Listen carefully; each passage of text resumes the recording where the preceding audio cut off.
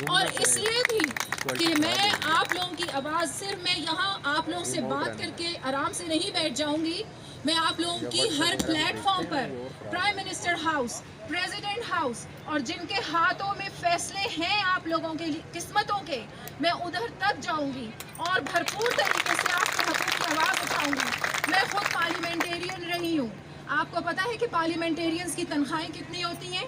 آپ لوگوں کو پتا ہے؟ پہلے تو میں سب سے زیادہ ایک چیز پر زور دیتی ہوں آپ سب کو، آپ عام عوام ہیں، عام نہیں ہیں، آپ کی طاقت بھرپور طاقت ہے۔ اگر آپ لوگ یکجہتی ہو جائے، یونائٹڈ ہو جائے اور آپ لوگوں میں شعور بیدار ہو جائے اور عوام کو یہ پتا چل جائے کہ عوام کی طاقت کیا ہے۔ یہ پرائم منسٹر ہاؤس میں بیٹھا ہوا وزیر اعظم آپ کا سرونٹ ہے، پریزیڈنٹ ہاؤس میں بیٹھا ہوا پریزیڈنٹ آپ کا سرونٹ ہے، یہ اسٹیبلشمنٹ، یہ جتنے بھی لوگ ہیں یہ سب آپ کے سرونٹ ہیں، یہ عوام سے ہی بنتے ہیں، لیکن عوام کو ہی پاگل بنایا ہوا ہے۔ کیوں بنایا ہوا ہے؟ کہ عوام کو شعور نہیں ہے۔ کس کس نے یہاں پر پی ٹی آئی کو ووٹ دیا تھا؟ پی ٹی آئی کے دھرنے کنٹینرز پر کس نے نہیں دیکھے؟ یہی چوراہا تھا، یہی ڈی چوک تھا اور عام عوام بیچاری تڑپتی رہتی تھی۔ کس طریقے سے پی ٹی آئی کے دھرنے یہاں پر تھے۔